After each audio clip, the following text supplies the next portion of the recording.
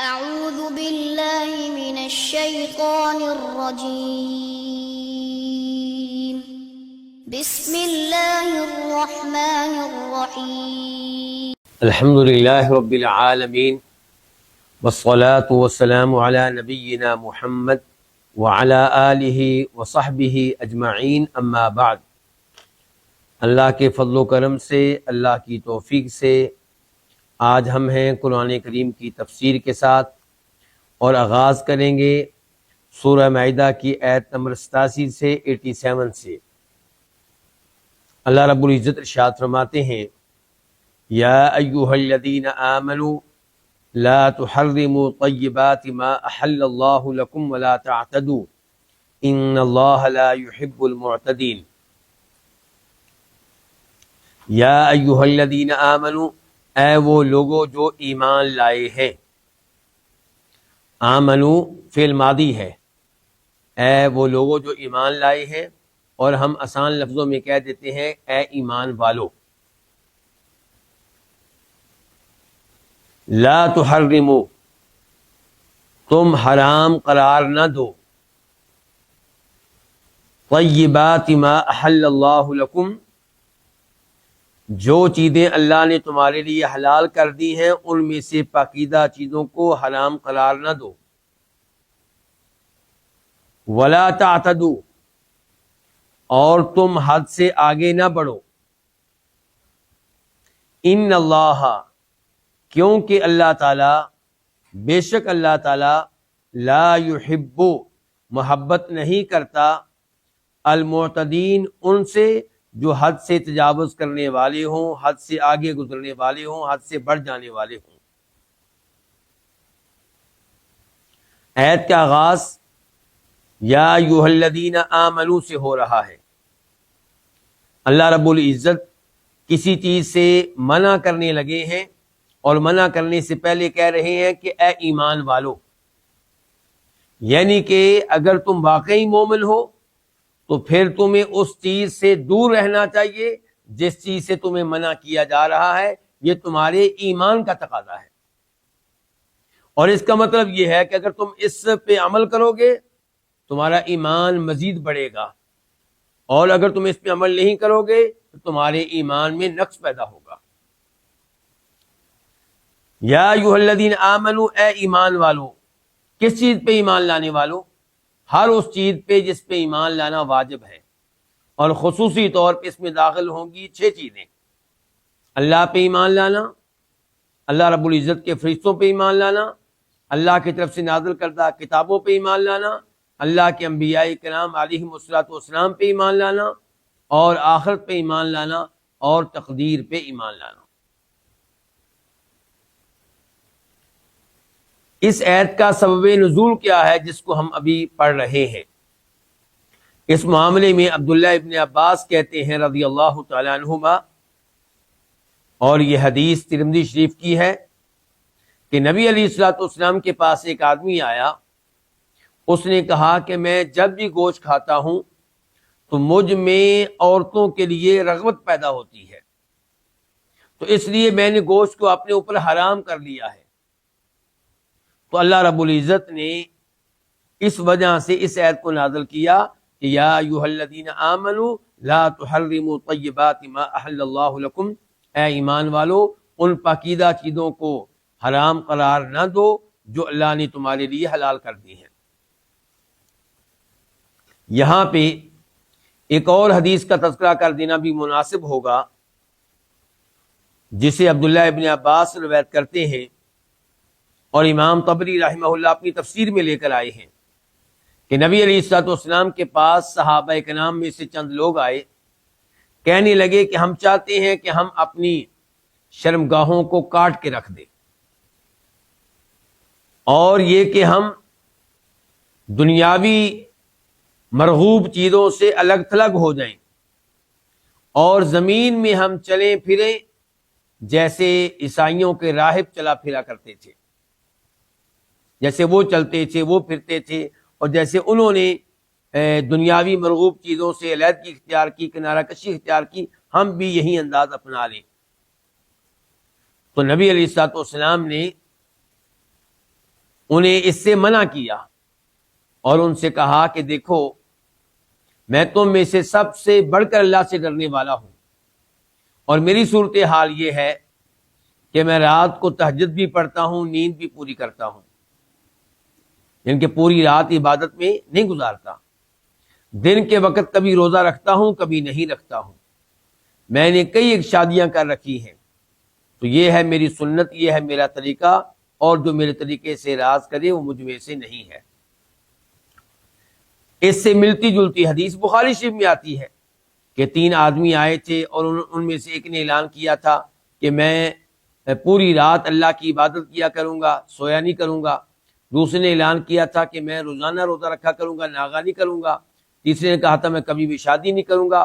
مقصد تینوں کا یہ تھا کہ ہماری زندگی اللہ کی عبادت میں گزرے گی۔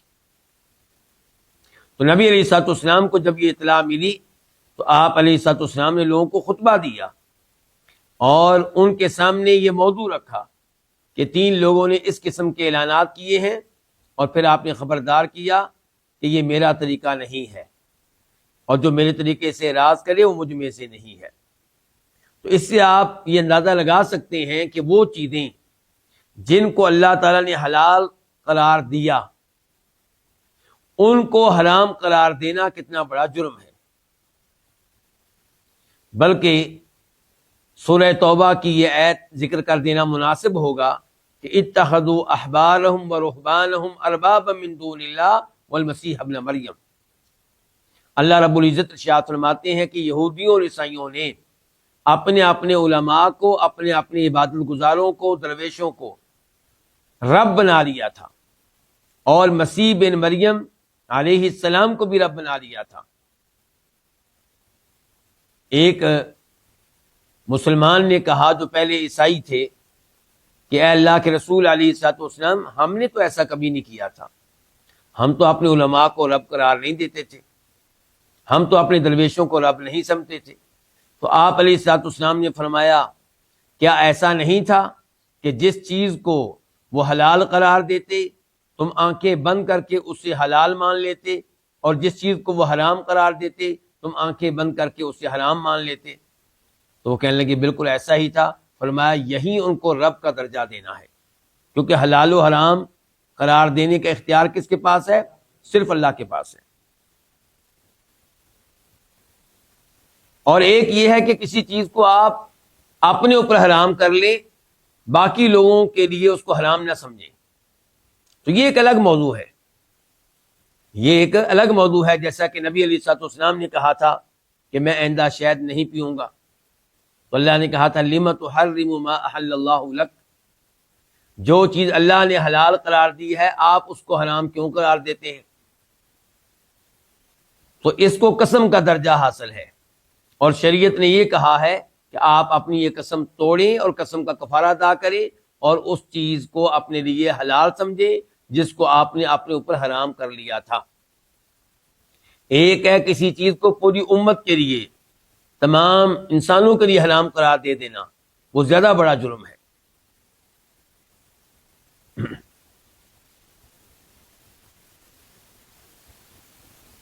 طیبات، طیبات ان کی جمع ہے پاکیزہ چیز۔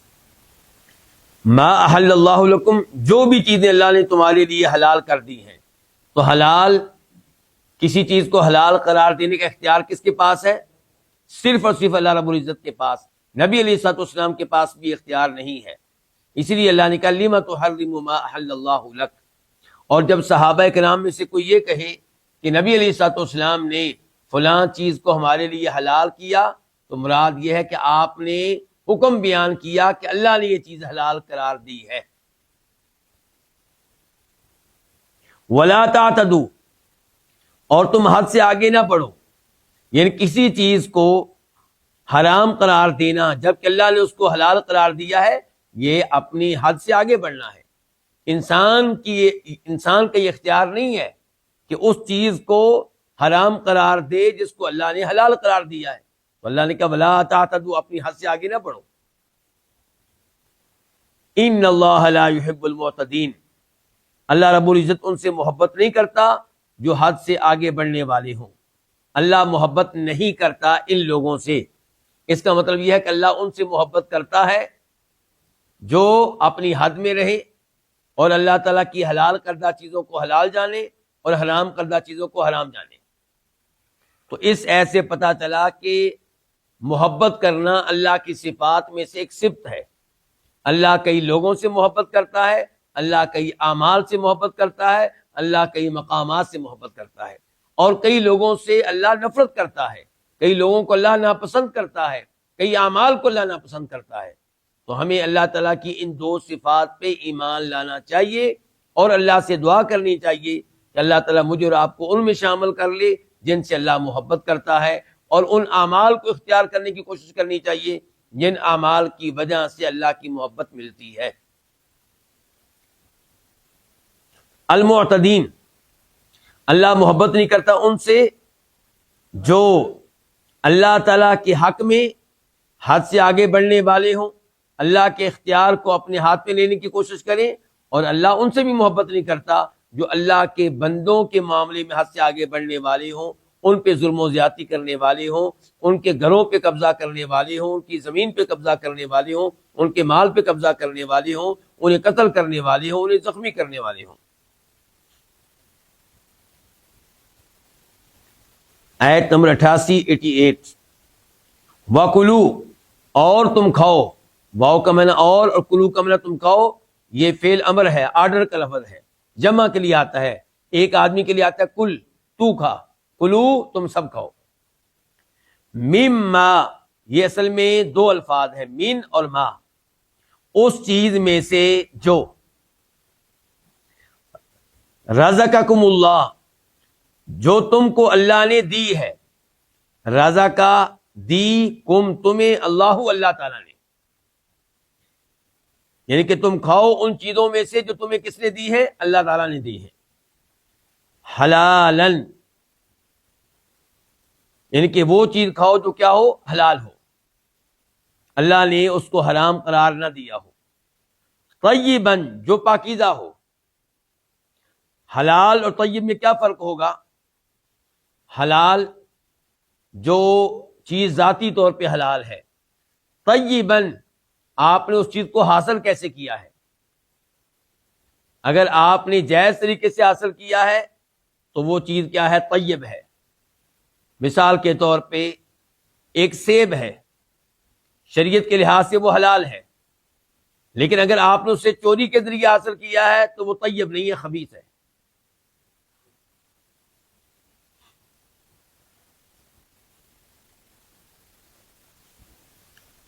واتقوا اللہ، اور تم ڈرو اللہ سے، واو کا معنی اور، اتقو یہ بھی جمع کے لیے ہے، تم ڈرو۔ اگر ایک سے کہا جائے کہ تو ڈر تو پھر عربی میں کہیں گے اتقی، تو یہاں پہ کیا؟ اتقو، تم سب ڈرو اللہ تعالیٰ سے۔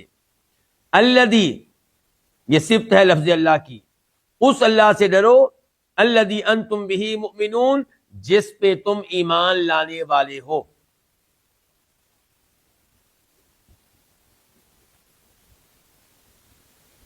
یہ جو انداز ہے کہ تم اس اللہ سے ڈرو جس پہ تم ایمان لانے والے ہو، اس میں تقوی اختیار کرنے کی ترغیب دی جا رہی ہے، یعنی کہ اگر تمہارا واقعی اللہ پہ ایمان ہے تو پھر اللہ سے ڈرو۔ اگر آپ کا ایمان ہے کہ اللہ موجود ہے، آپ کا ایمان ہے کہ اللہ مجھے دیکھ رہا ہے، آپ کا ایمان اللہ میری آواز کو سن رہا ہے، آپ کا ایمان ہے کہ میری ایک ایک حرکت اللہ کے علم میں ہے، تو پھر اللہ سے ڈرو، گناہوں کے قریب نہ جاؤ، اللہ کی نافرمانی نہ کرو۔ جن چیزوں کو اللہ تعالیٰ نے حلال قرار دیا ہے انہیں حلال جانو، جن کو حرام قرار دیا ہے انہیں حرام جانو، اور حرام چیزیں ان کے قریب نہ جاؤ، ان سے دور رہو۔ مؤمنون، یہ مومنون کی جمع ہے، اسم الفاعل ہے، جس پہ تم ایمان لانے والے ہو، ایمان رکھنے والے ہو۔ یہ استمرار پہ دلالت کرتا ہے، دوام پہ، ہمیشگی پہ، کہ جس پہ تمہارا ہمیشہ سے ایمان ہے اور ہمیشہ ایمان رہے گا، اس اللہ سے ڈرو۔ آیت نمبر 89 99، لا یؤاخذکم اللہ باللغو فی ایمانکم، لا نہیں، یؤاخذ مواخذہ کرتا، مواخذہ کرے گا، کم تمہارا، اللہ اللہ تعالی۔ مواخذہ سے کیا مراد؟ حساب لینا، سزا دینا۔ تو اللہ تمہارا مواخذہ نہیں کرے گا، مراد یہ کہ اللہ تمہارا حساب نہیں لے گا، اللہ تمہیں سزا نہیں دے گا۔ باللغو فی ایمانکم، لغو پہ تمہاری قسموں میں۔ ایمان یمین کی جمع ہے، یمین کس کو کہتے ہیں؟ قسم کو۔ تمہاری قسموں میں سے جو قسمیں لغو ہیں، ان قسموں پہ اللہ تمہارا مواخذہ نہیں کرے گا، حساب نہیں کرے گا، تمہیں سزا نہیں دے گا۔ لغو قسم کس کو کہتے ہیں؟ لغو قسم وہ ہے جو بغیر کسی قصد کے، بغیر کسی ارادے کے، بغیر کسی نیت کے آپ کے منہ سے نکلے اور آپ نے اس کا ارادہ نہ کیا ہو۔ مثال کے طور پہ آپ سے کوئی پوچھتا ہے کہ آپ کھانا کھائیں گے میرے ساتھ، آپ کہتے ہیں نہیں اللہ کی قسم۔ تو یہاں پہ قسم اٹھاتے ہوئے آپ نے قسم اٹھانے کا ارادہ نہیں کیا، لیکن یہ الفاظ آپ کی زبان پہ آ جاتے ہیں جب اس قسم کی آپ گفتگو کرتے ہیں، تو ایسی قسم کے اوپر کوئی مواخذہ نہیں ہے۔ وَلَٰكِن يُؤَاخِذُكُمْ، اور لیکن یؤاخذکم، وہ تمہارا مواخذہ کرے گا، تمہارا حساب کرے گا، تمہیں سزا دے گا، بما عقدتم الایمان، ان پہ جن قسموں کا تم نے ارادہ کیا، وہ قسمیں جو تم نے پختہ ارادے سے اٹھائیں، یعنی کہ جن قسموں کے پیچھے تمہاری نیت تھی، تمہارا قصد تھا، تمہارا ارادہ تھا، ان پہ اللہ تمہارا مواخذہ کرے گا۔ میں نے قسم کی اقسام میں سے ایک قسم آپ کے سامنے رکھی، اور وہ کیا ہے؟ اللغو، لغو قسم کی قسم، اور یہ بتایا گیا کہ یہ وہ قسم ہے جس میں قسم اٹھانے والے کا ارادہ نہیں ہوتا قسم اٹھانے کا، بے اختیار اس کے منہ سے نکلتی ہے، بغیر سوچے سمجھے اس کے منہ سے نکلتی ہے۔ دوسرے نمبر پہ قسم ہوتی ہے الغموس، اس کا مطلب یہ ہے کہ وہ قسم جو انسان کو ڈبو دیتی ہے، یعنی کہ جہنم کی آگ میں ڈبو دیتی ہے، جو جہنم میں داخل ہونے کا سبب بنے گی، جو جہنم کی آگ میں پھینکے جانے کا سبب بنے گی۔ اس قسم کا تعلق زمانے ماضی سے ہوتا ہے، گزشتہ زمانے سے ہوتا ہے، گزرے ہوئے زمانے کے بارے میں آپ کو بات کرتے ہیں کہ میں نے یہ کام کیا تھا، قسم اٹھا کر آپ کہتے ہیں، جبکہ آپ نے وہ کام نہیں کیا تھا۔ یا آپ کہتے ہیں کہ میں نے یہ کام نہیں کیا تھا گزشتہ زمانے میں، جبکہ آپ نے وہ کام کیا تھا۔ تو یہ یمین غموس کہلاتی ہے، اور یہ قسم اگر حقیقت کے مطابق ہے تو پھر اسے یمین غموس نہیں کہا جائے گا، پھر بالکل ٹھیک ہے۔ لیکن اگر آپ وہ بات کر رہے ہیں جس کے بارے میں آپ کو علم ہے کہ وہ حقیقت کے خلاف ہے اور اس پہ قسم اٹھا رہے ہیں، تو یمین غموس ہے، شدید اور سنگین جرم ہے، بہت بڑا گناہ ہے، جہنم کی آگ میں لے جانے والا گناہ ہے، اور اس کا کوئی کفارہ نہیں ہے۔ یعنی کہ ایسا نہیں ہے کہ مسکینوں کو کھانا کھلانے سے اس جرم کا ازالہ ہو جائے گا، یا 3 روزے رکھ لینے سے اس جرم کا ازالہ ہو جائے گا، ایسا بالکل نہیں ہے۔ یہ اتنا بڑا جرم ہے کہ سوائے توبہ کے اس کا کوئی کفارہ نہیں ہے، کہ آپ کو شرمندگی ہو اپنی اس حرکت پہ، آپ نادم ہو اپنی اس حرکت پہ، اور اللہ سے وعدہ کریں کہ یا اللہ مجھے معاف کر دے، آئندہ میں ایسی جھوٹی قسم نہیں اٹھاؤں گا، تو امید ہے کہ اللہ رب العزت معاف کر دے گا۔ اور تیسری قسم ہوتی ہے اسے کہتے ہیں یمین منعقدہ، منعقد ہونے والی قسم، یعنی کہ وہ قسم جس میں آپ کی نیت کا عمل دخل ہے. عقدتم الایمان سے یہ ہے نا منعقد. اس قسم کا تعلق زمانہ مستقبل سے ہوتا ہے، آئندہ زمانے سے ہوتا ہے. آپ کہتے ہیں میں یہ کام کروں گا، اللہ کی قسم، اللہ کی قسم میں یہ کام نہیں کروں گا. تو یہ کون سی یمین ہے؟ منعقدہ. اس کا حکم آئندہ الفاظ میں آ رہا ہے. اگر آپ نے قسم اٹھائی ہے نیکی کرنے کی تو آپ وہ نیکی کریں. نیک اعمال کرنا شریعت میں مطلوب و مقصود ہے، اور آپ نے قسم اٹھا لی ہے، اب تو اور ضروری ہو گیا ہے کہ آپ وہ نیک عمل کریں. لیکن اگر آپ میں طاقت نہیں رہی وہ کام کرنے کی، وسائل اجازت نہیں دیتے، جسم اجازت نہیں دیتا، مثال کے طور پہ آپ نے کہا تھا کہ میں 6 مہینے کے مسلسل روزے رکھوں گا، جبکہ جسم اس کی طاقت نہیں دیتا. آپ نے کہا تھا کہ میں اللہ کی قسم عمرے پہ جاؤں گا، جبکہ گھر میں 3 ٹائم کا کھانا کھانے کے لیے آپ کے پاس غلہ نہیں ہے. تو اس صورتحال میں کیا کیا جائے گا؟ پھر اس کا کفارہ ادا کیا جائے گا جس کا تذکرہ آ رہا ہے. تو یہ ہے وہ قسم جس کا تعلق ہے زمانے مستقبل سے. اور دوسرا یہ ہے کہ آپ قسم اٹھا لیتے ہیں ایسے کام کی جو گناہ ہے. آپ قسم اٹھا لیتے ہیں کہ میں فلاں مسلمان کو قتل کروں گا، تو اس قسم کا کیا حکم ہے؟ اس قسم کو توڑنا واجب، فرض، ضروری اور لازم ہے. اس کو پورا کرنا حرام ہے. اور احتیاط یہی ہے کہ اس کا کفارہ ادا کیا جائے، وہی کفارہ جس کا تذکرہ آئندہ الفاظ میں آئے گا. اور تیسری شکل یہ ہے کہ آپ نے جس عمل پہ قسم اٹھائی ہے وہ ایک جائز معاملہ ہے، مباح معاملہ ہے.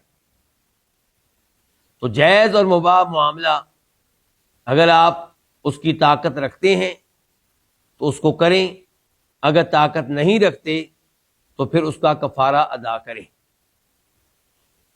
اللہ تعالیٰ فرماتے ہیں وَلَٰكِنْ يُؤَاخِذُكُمْ، لیکن وہ تمہارا مؤاخذہ کرے گا بِمَا عَقَدتُّمُ الْأَيْمَانَ، ان قسموں پہ جن کا تم نے قصد کیا،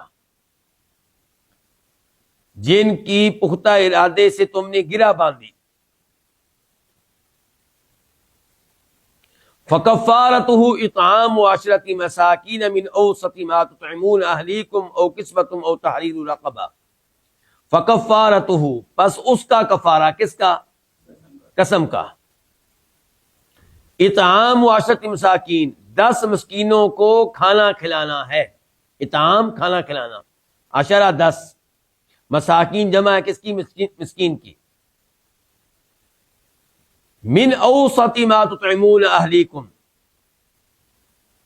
تطعمون تم کھانا کھلاتے ہو، جمع کا لفظ ہے.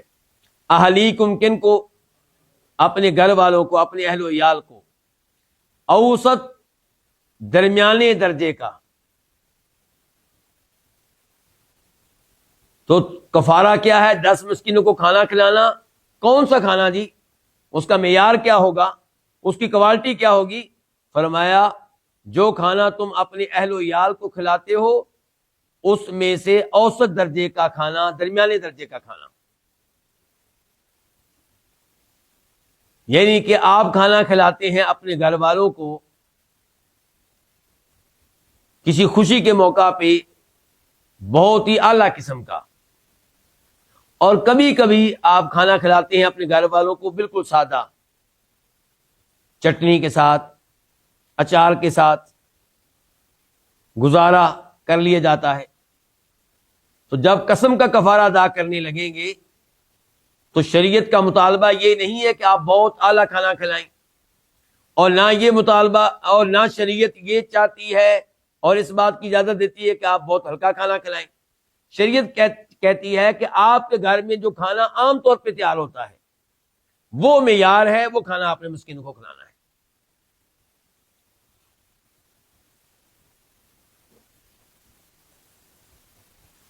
او کسوتہم، یا ان کو لباس پہنانا ہے، کپڑے پہنانا ہے، ان کو کن کو؟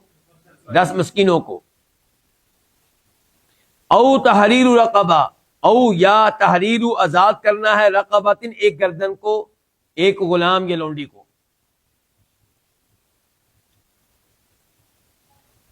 لباس کے معاملے میں شریعت نے یہ نہیں بتایا کون سا لباس، تو شریعت نے اس چیز کو چھوڑ دیا کس پہ؟ عرف پہ۔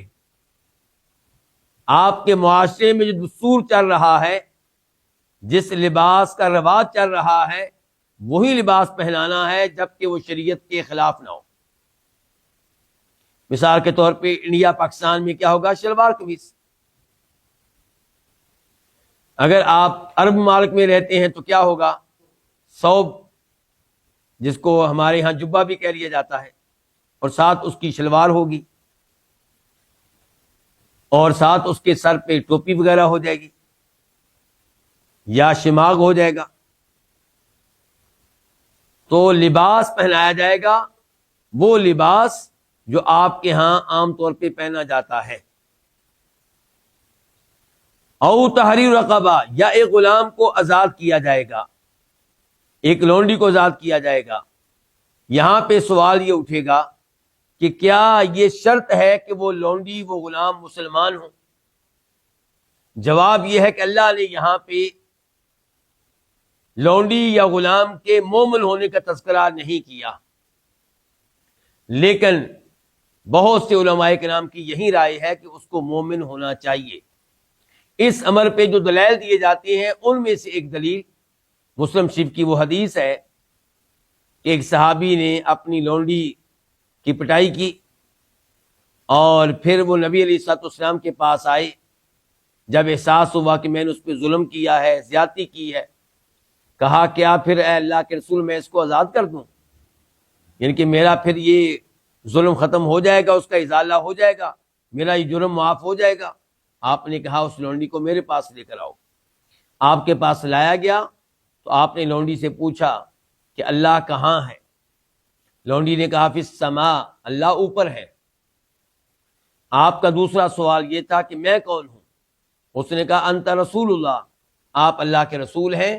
تو آپ علیہ الصلوۃ والسلام نے کہا تھا اعتقھا، اس کو آزاد کر دو، فإنہا مؤمنہ، کیونکہ یہ مومن ہے۔ تو اس کا مطلب یہ ہے کہ لونڈی اور غلام کو آزاد کرتے ہوئے آپ اس کو اختیار کریں، اس کو سلیکٹ کریں جو اسلام قبول کر چکا ہے، کر چکی ہے۔ اور اس میں خود غلام لونڈی کا بھی فائدہ ہے، یعنی کہ اگر وہ مسلمان نہیں ہے تو اس کو آزاد نہ کیا جائے، وہ لونڈی نہیں ہے تو اس کو آزاد نہ کیا جائے۔ اس کا فائدہ ہے۔ کیسے فائدہ ہے؟ اسے مزید کچھ ایام، کچھ مہینے، کچھ سال گزارنے کا موقع ملے گا مسلمان گرانے میں، وہاں تلاوت سننے کا موقع ملے گا، درس قرآن سننے کا موقع ملے گا، درس حدیث سننے کا موقع ملے گا، اللہ کی ذات کے بارے میں گفتگو ہو رہی ہے، وہ گفتگو سننے کا موقع ملے گا۔ تو امید ہے کہ یہ تعلیم اس پہ اثر انداز ہوگی اور وہ کسی نہ کسی دن اسلام قبول کر لے گا۔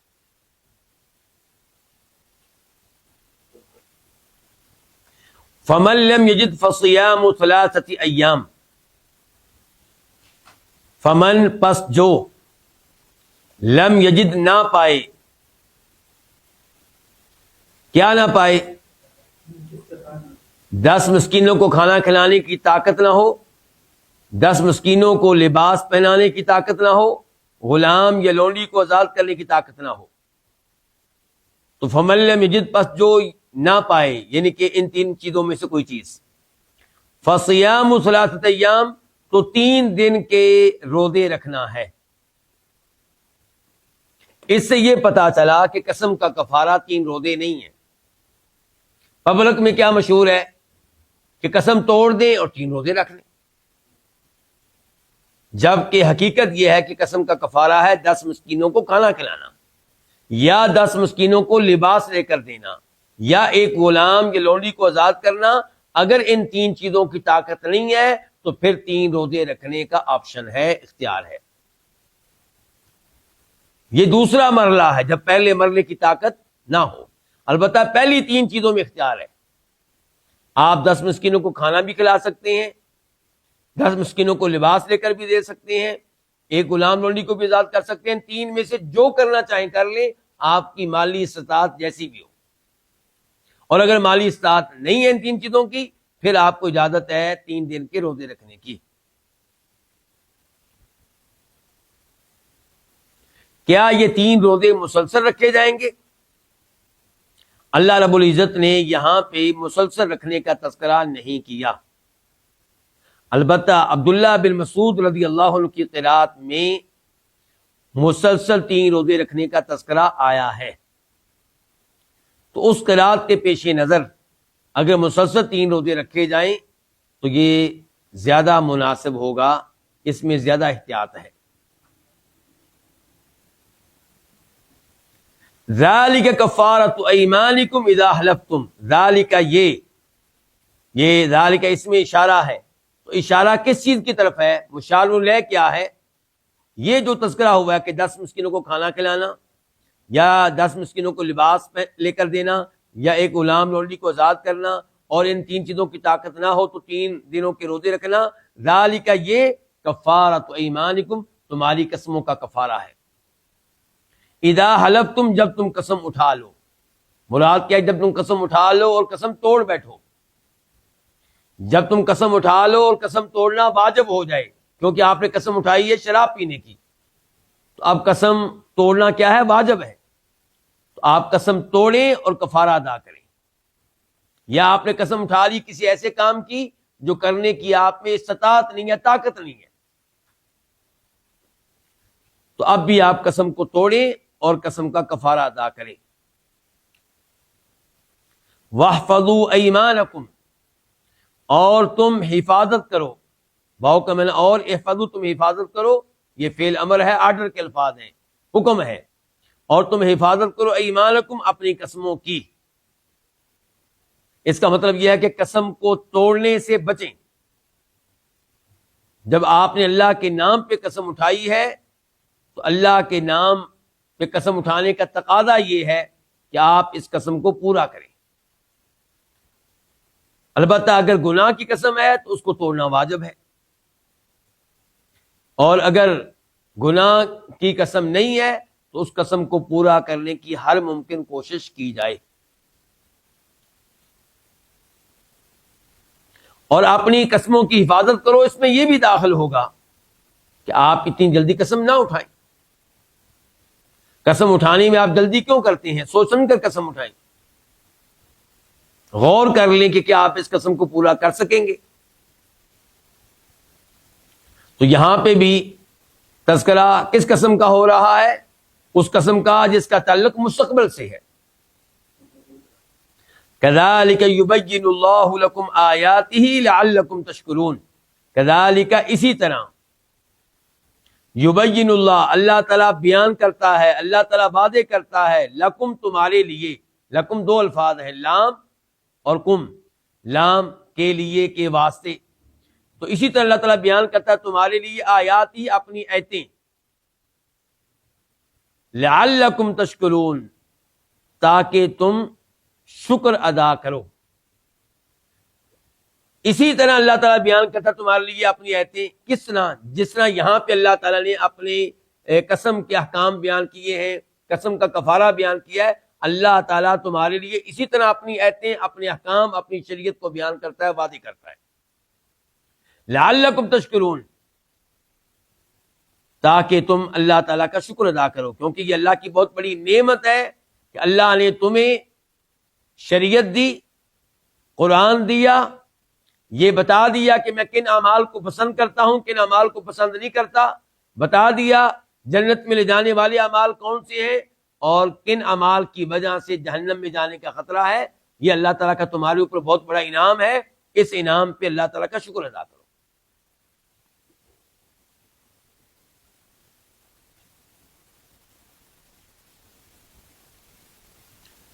آیت نمبر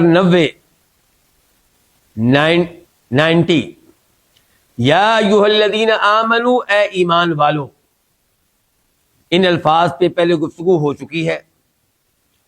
انما الخمر والمیسر والانصاب والازلام رجس من عمل الشیطان فاجتنبوہ لعلکم تفلحون. انما صرف اور صرف، یا آپ کہہ لیں سوائے اس کے نہیں، یا آپ کہہ لیں صرف یہی بات ہے، کوئی اور بات نہیں. الخمر ہم اس کو اردو میں ترجمہ کرتے ہیں شراب، اور نبی علیہ الصلوۃ والسلام نے الخمر کی تفسیر کیا کی ہے، وضاحت کیا کی ہے؟ آپ کی حدیث ہے کل مسکر خمر، ہر نشہ آور چیز خمر ہے.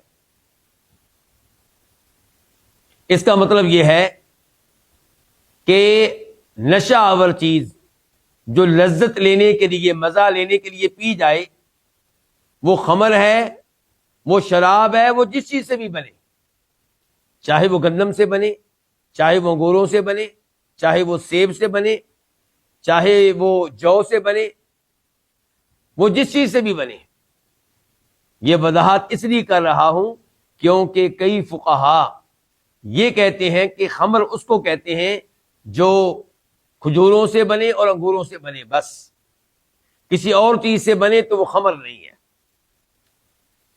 کسی اور چیز سے بنے تو ہم دیکھیں گے اگر نشہ آور ہے تو ہم کہیں گے پینے کی اجازت نہیں ہے، لیکن خمر جو ہے اسی کو کہا جائے گا جو کس سے بنے، کھجوروں سے اور انگوروں سے.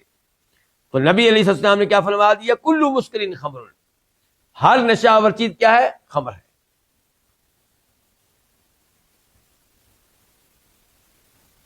خمر کے لفظ میں اشارہ ہے کہ خمر اس کو کہتے ہیں، اس نشہ آور چیز کو جو عقل کو ڈھانک لے، عقل پہ پردہ ڈال دے، جس کو پینے کے بعد عقل کام کرنا چھوڑ دے. والمیسر، اور جوا. جوا کس کو کہتے ہیں؟ جس چیز میں بھی ہار اور جیت پر شرط لگائی جائے وہ کیا ہے؟ وہ جوا ہے. مثال کے طور پہ لاٹری، پرائز بانڈ، انشورنس، بیمہ، یہ سب چیزیں کیا ہیں؟ یہ جوا ہیں. والانصاب، اور شرک کے لیے نسب کردہ چیزیں، وہ چیزیں جن کو شرک کرنے کے لیے نسب کیا جائے، اللہ کے علاوہ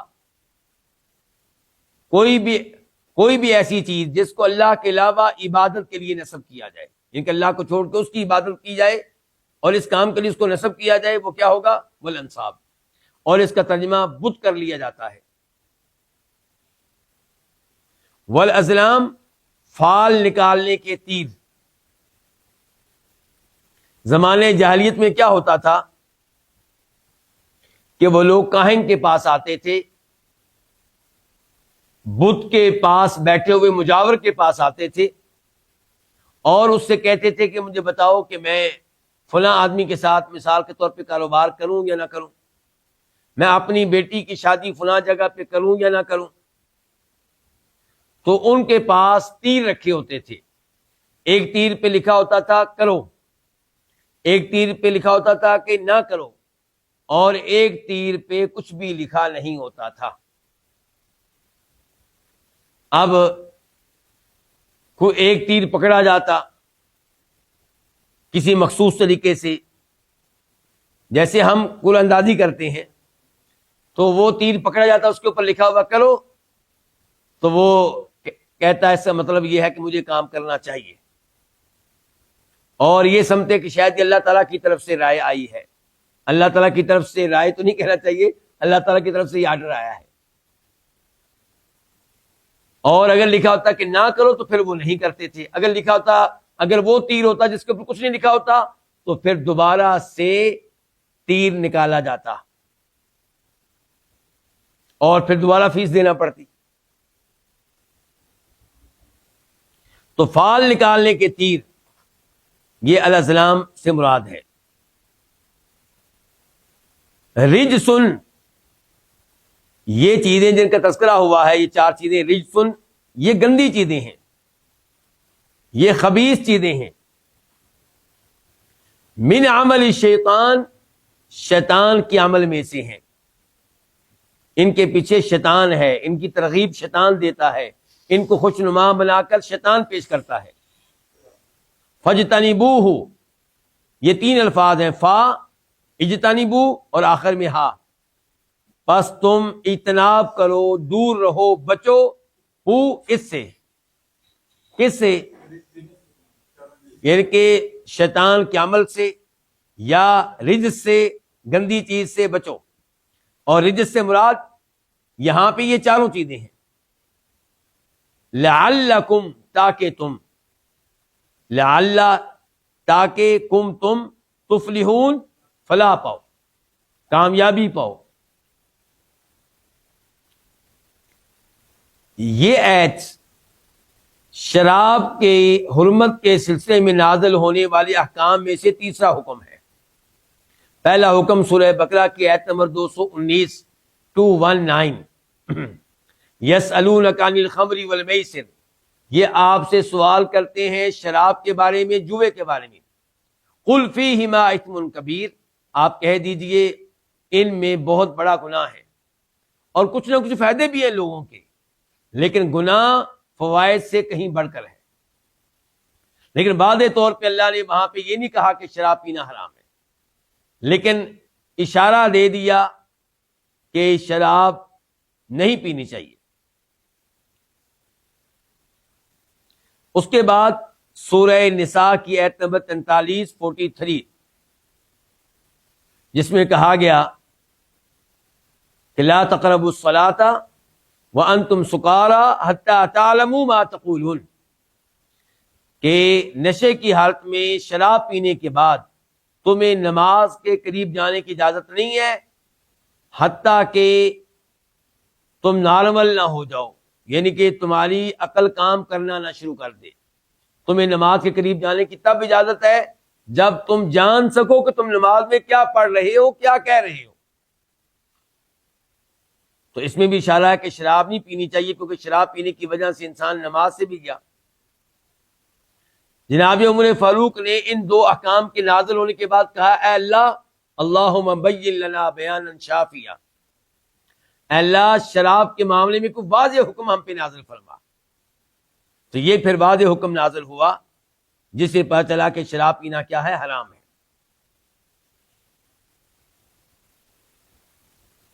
اس آیت کا سبب نزول امام مسلم رحمہ اللہ روایت کرتے ہیں جناب سعد بن ابی وقاص رضی اللہ تعالیٰ عنہ سے کہ مجھے کچھ مہاجرین و انصار نے دعوت دی کہ آؤ ہمارے ساتھ شراب پیتے ہیں، کھانا کھاتے ہیں۔ کہتے ہیں کہ میں بھی ان کے ساتھ چلا گیا، ایک باغ میں پروگرام تھا، وہاں شراب بھی موجود تھی ایک مشکیزے میں، اور اونٹ کی بھنی ہوئی سری بھی موجود تھی۔ ہم کھاتے پیتے رہے، شراب پی، اور پھر مہاجرین و انصار کے موضوع پہ گفتگو شروع ہو گئی، تو میں کہہ بیٹھا کہ مہاجرین انصار سے کہیں بہتر ہیں۔ تو ایک شخص نے مجھے اونٹ کی وہ جو سری تھی اس میں جو جبڑا ہوتا ہے، وہ جبڑا مجھے مارا، میری ناک پہ مارا، میں زخمی ہو گیا۔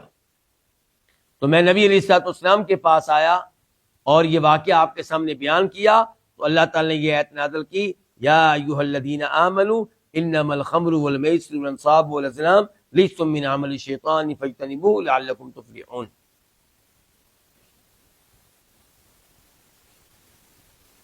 انما آیت نمبر 91 انما یرید الشیطان، انما سوائے اس کے نہیں، یعنی کہ بات صرف وہی ہے جو آگے بیان کی جا رہی ہے، اس کے علاوہ کوئی بات نہیں ہے۔ یرید الشیطان، شیطان ارادہ کرتا ہے، شیطان چاہتا ہے،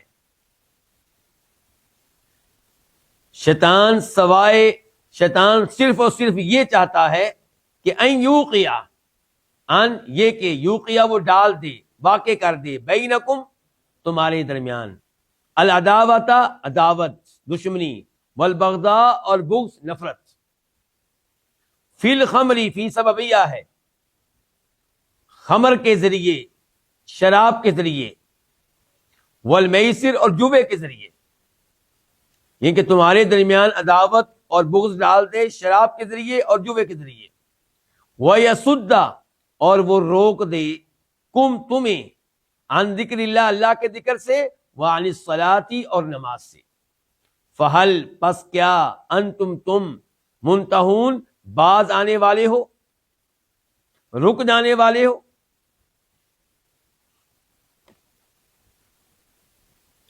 اللہ رب العزت نے ان دو آیات میں شراب اور جوے کو حرام قرار دیا اور شراب اور جوے کی حرمت کا علم ہمیں 7 طریقوں سے ہو رہا ہے. کتنے طریقوں سے؟ 7 طریقوں سے ہمیں پتہ چل رہا ہے ان دو آیتوں میں کہ شراب اور جوا حرام ہے. نمبر 1، اللہ نے ان کو کیا قرار دیا؟ رجسن. یہ دونوں چیزیں کیا ہیں؟ گندی چیزیں ہیں، خبیث چیزیں ہیں. نمبر 2، اللہ نے کہا من عمل شیطان، یہ شیطان کے عمل میں سے ہیں. شیطان ان دو چیزوں کو خوشنما بنا کر پیش کرتا ہے، مزین کرتا ہے. تو جس چیز کو شیطان مزین کر کے پیش کرے وہ اچھی ہوگی کہ بری ہوگی؟ وہ بری ہوگی، وہ گناہ ہوگا. فجتنبوہ، حکم دے دیا کہ ان دو چیزوں سے اجتناب کرنا فرض ہے، ان سے دور رہنا فرض ہے. اس کا مطلب یہ ہے کہ ان کو لینا، ان کو اپنانا حرام ہے. نمبر 4، لعلکم تفلحون، تاکہ تم فلاح پاؤ. اس کا مطلب یہ ہے کہ شراب پینے میں فلاح سے محرومی ہے، کامیابی سے محرومی ہے. جوا کھیلنے میں فلاح سے محرومی ہے. نمبر 5، اللہ تعالی نے کہا کہ شیطان چاہتا ہے کہ ان یوقع، کہ وہ تمہارے درمیان دشمنی اور بغض ڈال دے شراب اور جوے کے ذریعے. اور اسلام یہ چاہتا ہے کہ مسلمانوں کے مابین محبت قائم ہو، نہ کہ دشمنیاں اور بغض اور نفرت قائم ہو. تو جس چیز سے نفرت پیدا ہو، دشمنی پیدا ہو، وہ حرام ہے. وَيَصُدَّكُمْ عَنْ ذِكْرِ اللَّهِ وَعَنِ الصَّلَاةِ، شیطان چاہتا ہے ان دو چیزوں کے ذریعے تمہیں اللہ کے ذکر سے اور نماز سے روک دے. جو چیز نماز میں رکاوٹ بنے وہ کیا ہے؟ وہ حرام ہے. فَهَلْ أَنْتُمْ مُنْتَهُونَ، پس کیا تم بعد آ جانے والے ہو؟ یہ استفہامیہ انداز ہے، سوالیہ انداز ہے، اور مقصد اس سے حکم دینا ہے کہ بعد آ جاؤ، رک جاؤ. تو اس سے بھی پتا چلا کہ شراب سے دور رہنا حرام ہے. تو یہ 7 یعنی کہ امور ہیں جن کے ذریعے واضح کیا گیا کہ شراب پینا حرام ہے اور جوا کھیلنا حرام ہے.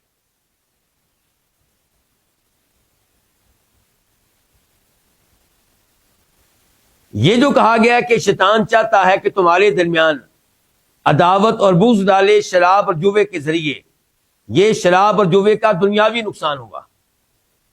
اور وہ شیطان چاہتا ہے کہ تمہیں اللہ کے ذکر سے نماز سے روکے، یہ شراب اور جوا کھیلنے کا دینی نقصان ہوگا، دینی نقصان ہوگا.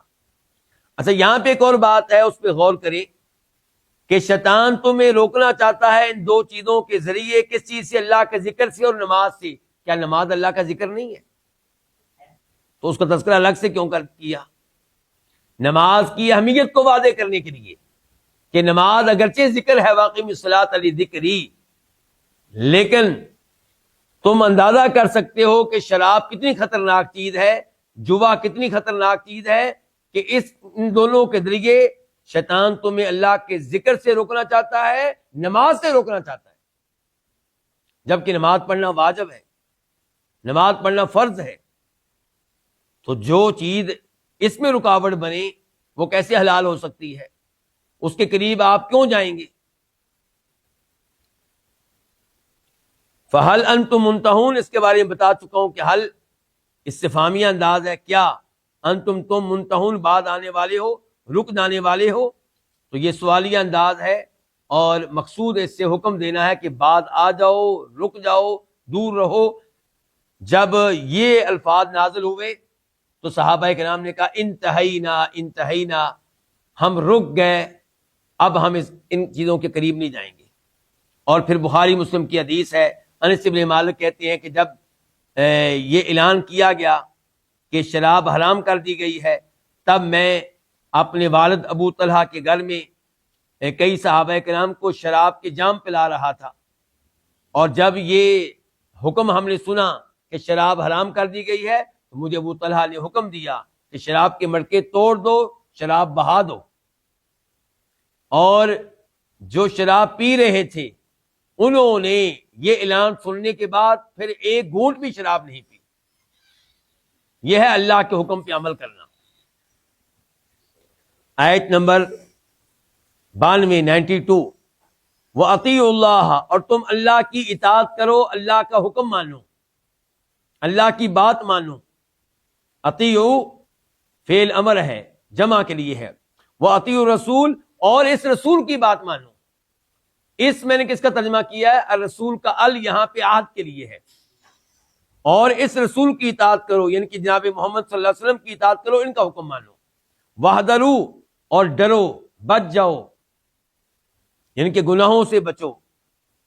فَإِن تَوَلَّيْتُمْ، پس اگر تولیتم، تم نے اعراض کیا، تم نے منہ موڑا، کس چیز سے؟ اطاعت کرنے سے، اللہ کے رسول کی اطاعت کرنے سے۔ فَاعْلَمُوا، پس تم جان لو، انما علی رسولنا البلاغ المبین، پس تم جان لو کہ انما سوائے اس کے نہیں، اس کے علاوہ کوئی بات نہیں، کہ علی رسولنا، ہمارے رسول کے ذمہ، البلاغ پہنچا دینا، المبین واضح طور پہ، پس تم جان لو کہ ہمارے رسول کے ذمے صرف اور صرف واضح طور پہ پہنچا دینا ہے، منوانا ان کے ذمے نہیں ہے۔ اس آیت میں حکم دیا گیا کہ اللہ کی بھی بات مانو، اللہ کے رسول کی بھی بات مانو۔ پتہ چلا قرآن کریم کے ساتھ ساتھ حدیث پہ بھی عمل کرنا واجب ہے۔ جیسے ہمارا دین قرآن سے اخذ کیا جاتا ہے، ایسے ہی اسے احادیث سے بھی اخذ کیا جائے گا، احادیث سے عقیدہ بھی لیا جائے گا، فقہی احکام و مسائل بھی لیے جائیں گے۔ جو احادیث کو نہیں مانتا وہ مسلمان نہیں ہے۔ قرآن کریم کو وہ کہتا ہے میں مانتا ہوں، تو قرآن کریم کو ماننے والے کیسے ہو جبکہ قرآن کہتا ہے حدیث کو مانو، تم احادیث کو مانتے نہیں ہو۔ تو اسی لیے علماء کرام کہتے ہیں جو احادیث کا منکر ہے وہ دراصل قرآن کا بھی منکر ہے۔ اور نبی علیہ السلام نے فرمایا تھا الا انی اوتیت الکتاب ومثلہ معہ، کہ لوگوں جیسے مجھے قرآن ملا ہے ویسے ہی قرآن کے ساتھ قرآن جیسی چیز اور ملی ہے، قرآن جیسی، اور وہ کیا ہے؟ حدیث۔ اسی لیے قرآن و حدیث کا مقام و مرتبہ بالکل برابر ہے، ایک جیسا ہے۔ ایسا نہیں ہے کہ پہلے قرآن پھر حدیث، نہیں، قرآن و حدیث برابر۔ تلاوت کے لحاظ سے قرآن کا مرتبہ ہے، حدیث کا وہ مرتبہ نہیں ہے، لیکن شریعت لینے کے لحاظ سے، احکام و مسائل لینے کے لحاظ سے، عمل کرنے کے لحاظ سے قرآن و حدیث کا مقام و مرتبہ بالکل ایک جیسا ہے۔ وَاحْذَرُوا، گناہوں سے بچو، دور رہو، یہ اللہ تعالیٰ کی طرف سے وارننگ ہے۔ فَإِن تَوَلَّيْتُمْ، اگر تم اعراض کرو گے اللہ کے رسول کی بات ماننے سے، ان کی اطاعت کرنے سے، تو نقصان اللہ تعالیٰ کو نہیں ہوگا، نقصان نبی علیہ السلام کو نہیں ہوگا، کیونکہ نبی علیہ السلام کے ذمے صرف پہنچا دینا ہے، تبلیغ کر دینا ہے، انہوں نے اپنا فرض ادا کر دیا، تم اپنا فرض ادا نہیں کرو گے تو تم سے سوال ہوگا۔